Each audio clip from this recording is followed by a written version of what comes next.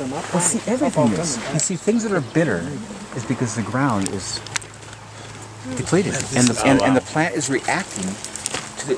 It's bitter because the ground is mad. I'm just telling you, it's so common sense. This is a living being, and it's telling you, I don't like where I live. You're not feeding me well, and so I'm going to express it with my bitterness. Well, you know, it's interesting to me that Jesus in the parable of the sower, the one that grew up 30, 60, 100 times was the one that fell in the good soil. That it was a good plant because it was good soil.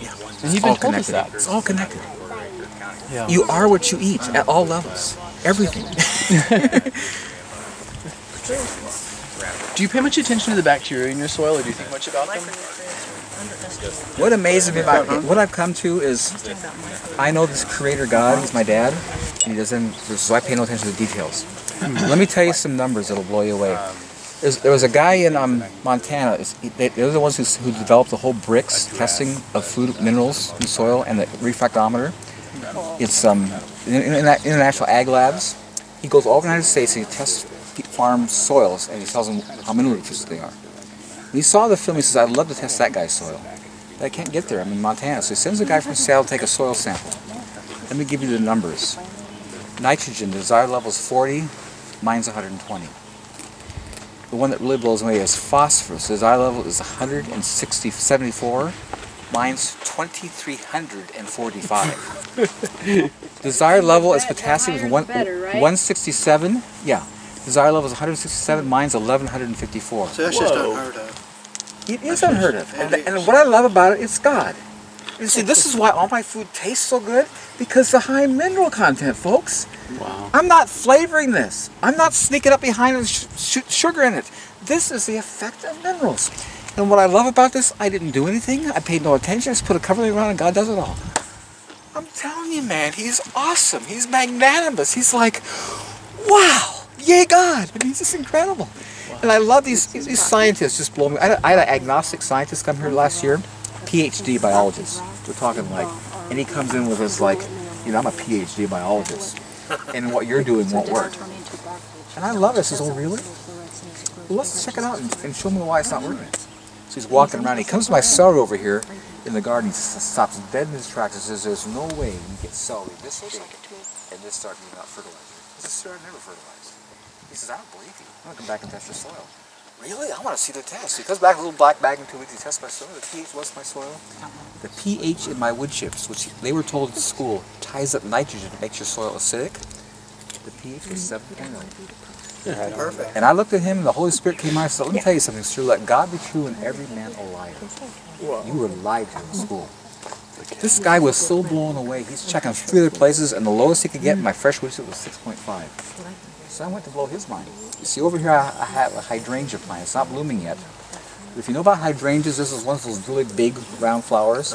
And depending upon the soil conditions, if it's acid, the flower is blue. If the soil is alkaline, it's pink. I took him over here and I said, can you explain to me why my hydrangea has both at the same time pink and blue flowers? And this guy's just flipping out. This is a PhD. He's sitting as a blank look and says, I said, so you can't tell me why? I thought you had a PhD. You told me you knew this all. You can't explain what you're seeing here? He looks at me and says, I've never seen this before. Well, I can explain it to you. You just told me. My pH is 7.0, and because it's perfectly balanced, both colors shows up because it's dead center. Yay, God! God's awesome. You got 2 colors at the same time. Everybody has to adjust it one every year. I get them both because it's totally balanced. I love him. He is. Is that new cherry tree over there? Yeah, I took one down because it got too big. I had one over here that was 17 years old. It was 40 feet tall. I took it down. Remember my big cherry tree? It's gone. I can't reach the fruit on them anymore, so I have to plant small ones. It was only 17 years old, 40 feet. Yeah, that's pretty good. I'm telling you, man. Yeah, but I'm just saying, see, my challenge is things grow too fast. I wish they give me a break, but there's just, can't stop them, man. It's just like, it's awesome. Let's talk about this cooking. Those of you who ate this asparagus, would you ever cook that? No. Why would you want it? Don't need to cook it. Why would you want it? You don't have to. Can I tell you something? That the Creator, when He created Adam and Eve, did not issue them a stove and refrigerator. Excuse me? Don't tell me you couldn't. Did you eat that? We were never designed to take live food put it in the refrigerator and let it die, and then cook it and kill all the enzymes. It's the most counterproductive thing you can possibly do to food. Here's a scientific fact that's scary.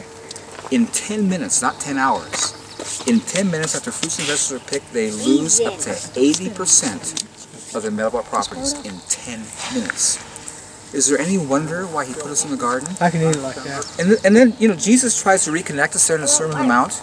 He says this, consider the birds of the air. I'll eat it. They include all the animals, because they didn't separate. They didn't rebel against God. He says they don't sow, they don't reap, they don't store food in barns, but your Heavenly Father takes care of them. And then he poses a question to get our attention. He says, aren't you of more value than them? What he's trying to say to us is, I plan on taking care of you all the same way. You disconnected. You look at animals. No stove, no refrigerator, carry no health insurance, don't go to doctors, live incredibly healthy lives, and what do? They eat food fresh in season all year long. And the bear, when there's not enough food, he takes a nap, waits for it to show up. But they're totally relaxed, no stress, have all they need, and live in incredible health. And Jesus is trying to get our attention. You're worth more than them. And my dad planned to take care of you all the same way. You disconnected. Get connected. Come back. The provision's there.